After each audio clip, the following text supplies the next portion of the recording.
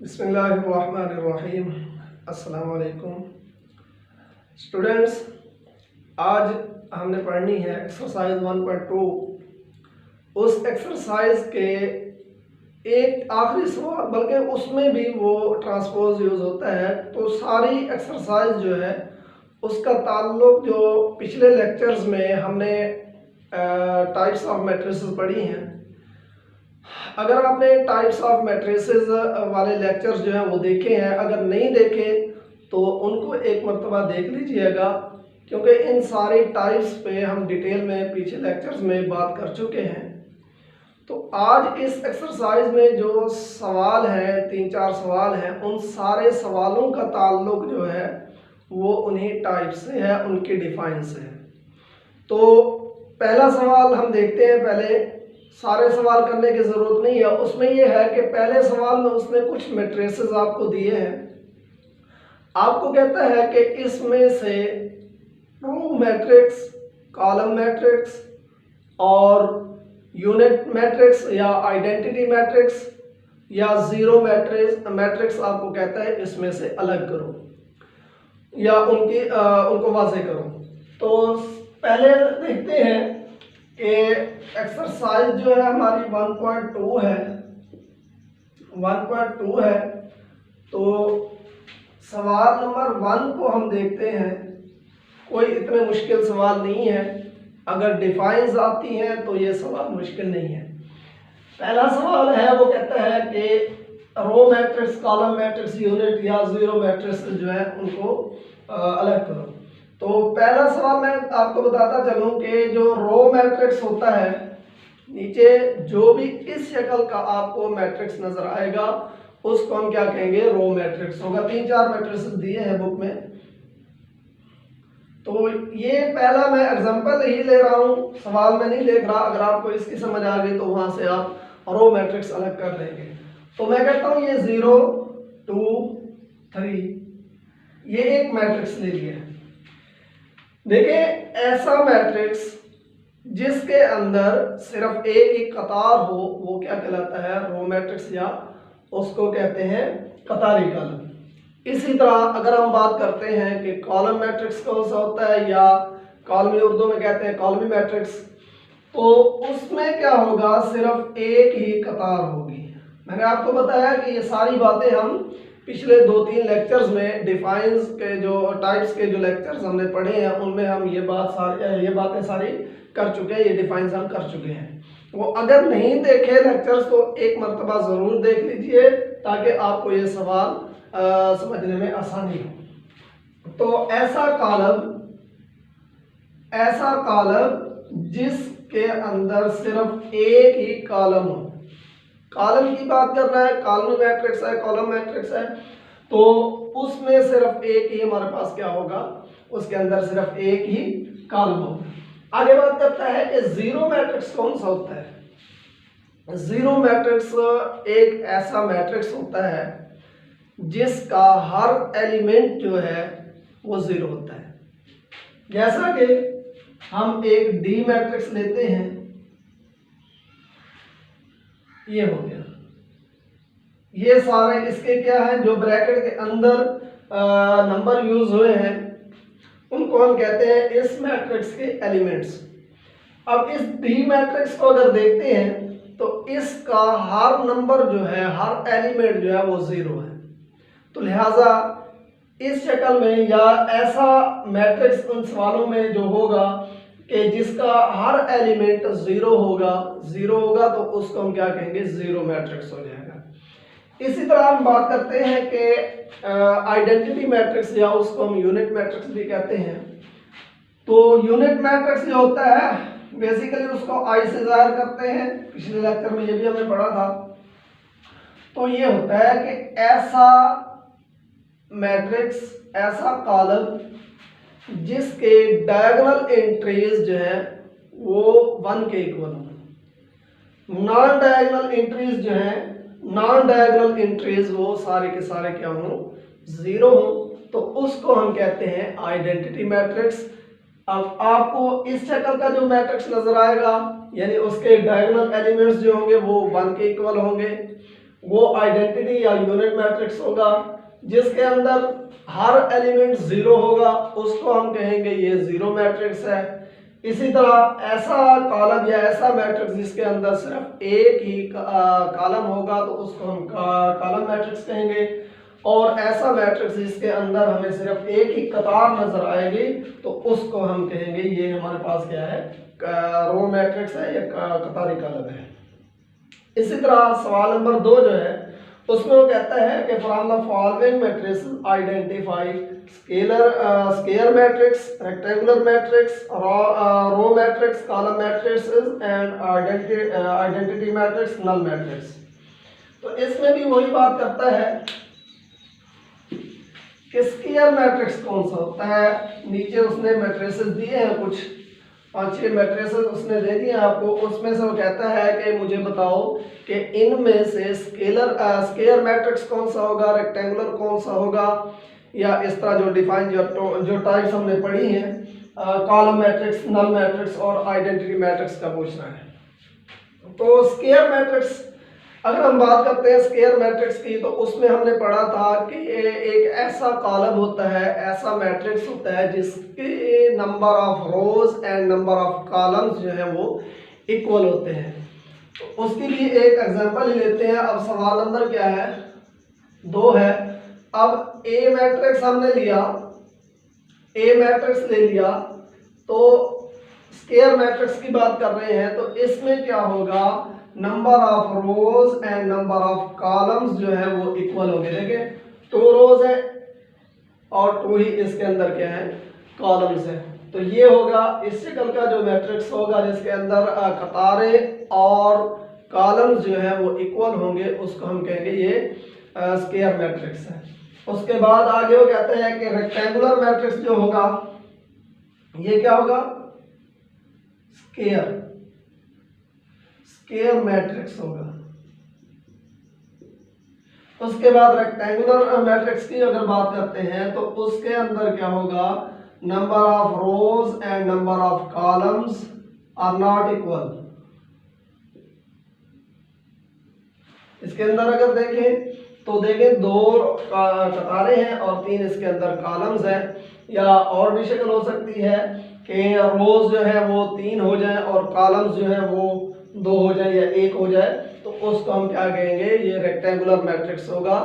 यानी rectangular matrix जो है ऐसा कॉलम होता है जिसके number of rows and number of columns जो है वो इक्वल नहीं होते।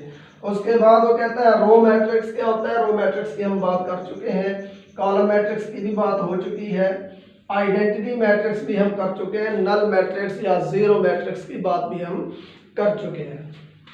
सवाल नंबर 1 में ये सारी चीजें आ गई हैं, तो ये आप कोशिश करेंगे, मुश्किल नहीं है।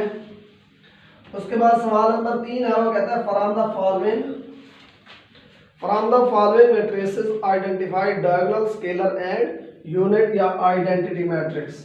तो इसमें हमने अलहदा करने हैं कि स्केलर मैट्रिक्स कौन सा होता है, आइडेंटिटी मैट्रिक्स। देखिए अगर हम बात करें पिछले लेक्चर की जिसमें हमने डायगोनल और स्केलर और आइडेंटिटी मैट्रिक्स की बात की थी, उसमें हमने देखा था, उसी तरह तरतीब से हम कर लेते हैं। इसमें भी, इस सवाल में भी वही सारा कुछ पूछ रहा है कि अगर हम ए मैट्रिक्स लेते हैं, ये ऐसा कॉलम होगा 1 0 2 3, सॉरी ये होगा 2, यहाँ पे 0 ही होगा, यहाँ पे 0 और ये 0, यहाँ पे 2 या 3 कर लें इसको, यहाँ पे 0, यहाँ 0, यहाँ 0, यहाँ 0। तो डायगोनल मैट्रिक्स जो होगा उसकी डायगोनल एंट्रीज में से कम एक नंबर ऐसा होना चाहिए वो जो 0 ना हो, नॉन 0 होना चाहिए। अब इसके बाद इसके डायगोनल एलिमेंट्स अगर देखते हैं हम, तो इसमें देखें 2 नॉन 0 है, 3 भी नॉन 0 है, यहाँ पे ऑलरेडी 0 है, तो ये भी क्या होगा, आइडेंटिटी मैट्रिक्स होगा, सॉरी डायगोनल मैट्रिक्स होगा। अगर मैं इसको 0 कर देता हूँ, ये अगर 0 हो जाएगा तो क्या ये डायगोनल मैट्रिक्स होगा? जी हाँ, बिल्कुल होगा, क्योंकि इसके अंदर अभी भी एक एलिमेंट मौजूद है जो नॉन 0 है, जो 0 नहीं है। अगर तीनों जीरो हो जाए डायगोनल एलिमेंट्स तो वो डायगोनल मैट्रिक्स नहीं होगा।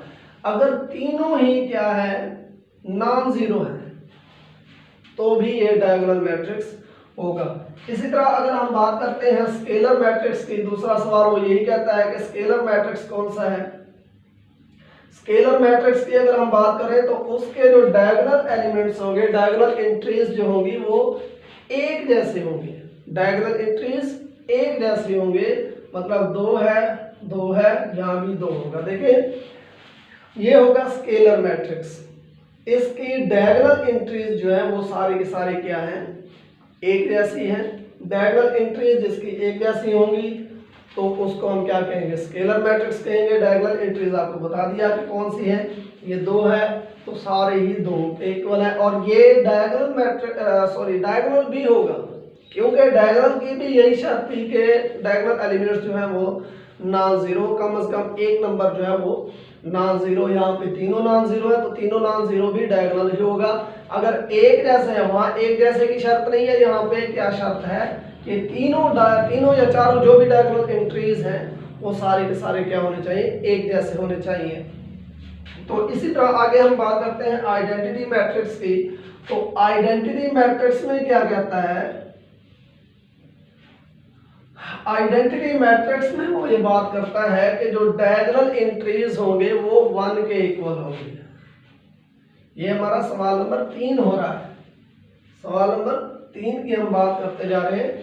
तो इसकी जो डायगोनल एंट्रीज होंगे वो 1 के इक्वल होंगे, वो सारे के सारे 1 होंगे।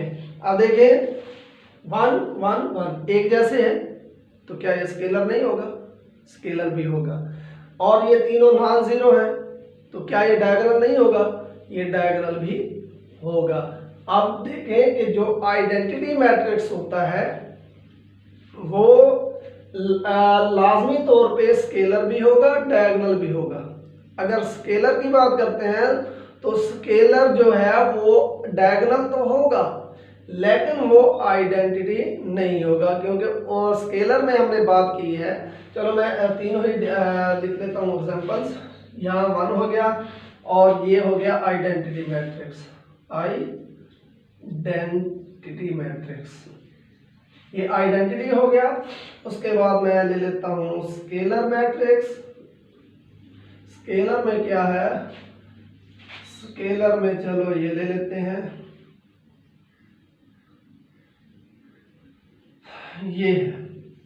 ये स्केलर हो गया। और अगर सी बात करते हैं, ये पीछे हमने बात की थी कि डायगोनल एंट्रीज जो है वो ना कोई एक नंबर जो है वो नॉन जीरो होना चाहिए।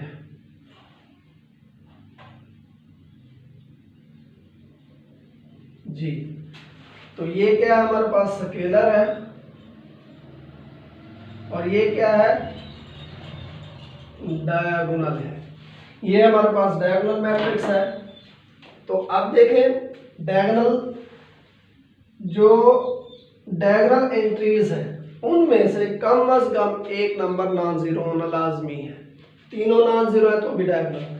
और जो स्केलर मैट्रिक्स है उसमें बात करता है कि डायगोनल एंट्रीज जो है वो सेम होनी चाहिए। मैं बार बार इनको क्यों दोहरा रहा हूँ, क्योंकि ये तीनों ही एम है। पीछे भी एक दो और एग्जांपल डिफाइंस हैं जो एम है, लेकिन ये इनमें से अक्सर पेपरों में आ जाते हैं। तो डायगोनल एंट्रीज जिनकी एक जैसी है, यहाँ पे सिर्फ शर्त है एक जैसी हो तीनों के तीनों डायगोनल एंट्रीज, तो उसका हम स्केलर कहेंगे। तो स्केलर कहेंगे। डायगोनल की शर्त है कि तीनों में से कम एक नॉन जीरो या तीनों नॉन जीरो है तो भी स्केलर। ये तीनों नॉन जीरो भी हो गए, जीरो नहीं है। यहाँ पे हम लिख सकते हैं कि k is equal to 1 2 3 and so on, ये कोई एक नंबर है तो ये एक जैसे हो गए। उसके बाद अगर आइडेंटिटी की बात करते हैं तो उसके डायगोनल एंट्रीज जो है वो एक के इक्वल है। तो देखें एक है तो एक जैसे भी होगी, ये शर्त पूरी होगी। नॉन जीरो है तो ये शर्त भी पूरी होगी। तो डायगोनल स्केलर नहीं हो सकता और स्केलर आइडेंटिटी नहीं हो सकता। आइडेंटिटी जो है वो स्केलर भी है और डायगोनल भी होगा। तो ये था हमारा सवाल नंबर 3। उसके बाद सवाल नंबर 4 है, उसमें वो कहता है फाइंड नेगेटिव ऑफ मैट्रिसेस। जी हाँ, find negative of matrices A B C D and E when. तो नेगेटिव मैट्रिक्स की बात करते हैं। नेगेटिव मैट्रिक्स की हम बात कर चुके हैं, वो भी उसकी डेफिनेशन हमने की थी, बड़े डिटेल में बात की थी हमने। तो ये हमारा सवाल नंबर 4 हो गया। नेगेटिव मैट्रिक्स मैंने आपको बताया था कि अगर ए एक मैट्रिक्स है, कोई सा भी हो 1 2 0 -1, तो इसका नेगेटिव मैट्रिक्स माइनस ए होगा। माइनस ए होगा तो इसके अंदर जो भी एलिमेंट्स हैं उनके साइन जो है पॉजिटिव हैं तो नेगेटिव कर देंगे, नेगेटिव है तो उनको प्लस में चेंज कर देंगे। ये प्लस में है तो इसको अब -1 कर देंगे, +2 है तो इसको -2 कर देंगे, ये 0 है तो इसको हम प्लस कर देंगे। तो एक सवाल मैं वहां से कर लेता हूं कि एक मैट्रिक्स जिसको -a से जाहिर किया जाता है और उसके -a से जाहिर करने के बाद उसके जो एंट्रीज हैं उनके साइन चेंज कर देते हैं। अब देखिए ये ए ही मैट्रिक्स लेता हूं, इसके अंदर है 1 0 -1, इसका -a जो है नेगेटिव मैट्रिक्स क्या होगा, -a इसका नेगेटिव मैट्रिक्स होगा। नेगेटिव मैट्रिक्स उसके बाद हम इसकी जो एंट्रीज हैं उनके साइन चेंज कर देंगे। +1 है, -1 0 आ गया और ये -1 है तो ये +1 हो गया। तो ये ए का नेगेटिव मैट्रिक्स है। इसका मतलब ये होता है कि अगर इन दोनों को जमा किया जाए, मतलब a प्लस इंटू -a, तो जवाब क्या आना चाहिए, 0 आना चाहिए। चेक करते हैं कि इनको अगर हम ऐड करते हैं a प्लस इंटू, मैंने अभी एडिशन की बात वैसे हुई नहीं है हमारी, वो भी हम आगे करेंगे। तो इसको अगर हम ऐड करेंगे तो इन दोनों को ऐड करने के बाद इसका जवाब क्या है, 0 आना चाहिए। एडिशन की जब हम बात करेंगे तो मजीद आपको इस चीज़ का पता चल जाएगा। अभी एडिशन की बात नहीं हुई तो लिहाजा मैं इसको सिर्फ यहीं तक पॉइंट अप करता हूँ। उसके बाद वो कहता है find the transpose of each of the following matrices. सवाल नंबर 5 जो है उसमें वो कहता है मैट्रिसेस का ट्रांसपोज फाइंड करो।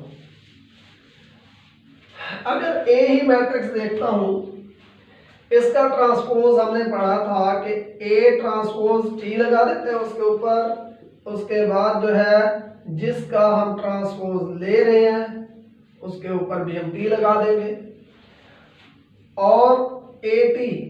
अब अमल जो होगा वो ये होगा कि जो कॉलम होंगे उनको रो में कन्वर्ट कर देंगे या फिर रोज जो है उनको हम किस में कन्वर्ट करेंगे, कॉलम्स बना देंगे।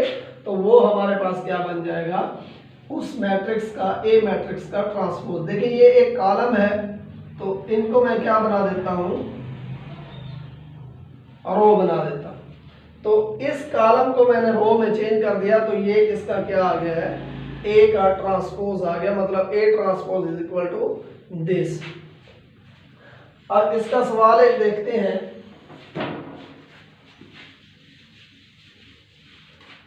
सवाल नंबर 5 ही है, उसमें अगर हम सी मैट्रिक्स की बात करते हैं तो सी मैट्रिक्स को कहता है 1 2 3 है, 2 -1 और 0 है।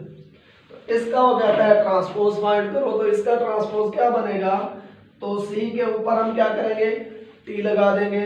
मैट्रिक्स के ऊपर भी हम क्या करेंगे, ये हमारा क्या है, सॉल्यूशन है।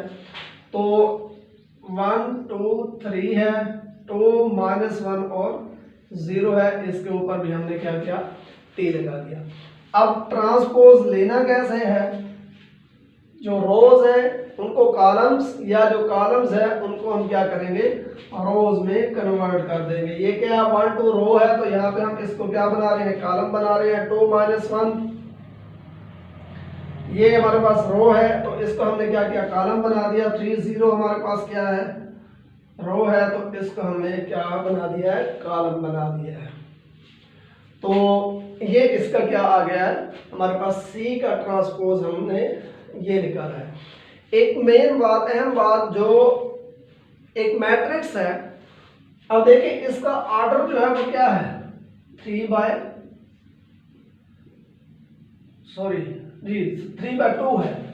3/2 है। ट्रांसपोज लेने के बाद उसका ऑर्डर क्या बन गया, इसमें सिर्फ ये तब्दीली करनी है कि 2 को इधर जब ट्रांसपोज लेने के बाद, ये एमसीक्यूज में आता है अक्सर सवाल कि 2 को रोज की जगह पे 3 को कॉलम, आफ्टर ट्रांसपोज क्या बनेगा, 2/3 बन जाएगा।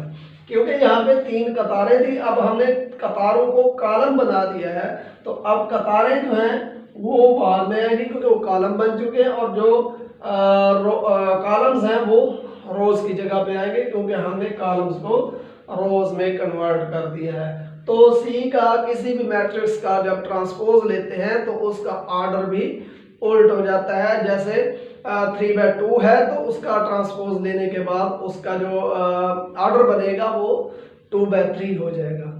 तो आगे एक सवाल रहता है, लेक्चर बहुत लेंथी हो रहा है, वो हम अगले लेक्चर में इंशाल्लाह करेंगे। तो ये थी हमारी एक्सरसाइज 1.2, उसके 5 सवाल बहुत आसान है। अगर आपको टाइप्स की डेफिनेशंस आती हैं तो ये सवाल मुश्किल नहीं है आपके लिए। तो नेक्स्ट लेक्चर में हम बकिया 2 सवाल जो रहते हैं वो करेंगे। अगर इनमें कोई मसला हो, पहले मैं आपको बता चुका हूँ कि इन डिफाइंस पे, इन टाइप्स पे प्रीवियस लेक्चर्स में हम डिटेल से बात कर चुके हैं, तो काइंडली उनको एक मरतबा देख लीजिएगा। उनको देखने के बाद ये आपके लिए मुश्किल नहीं होगा।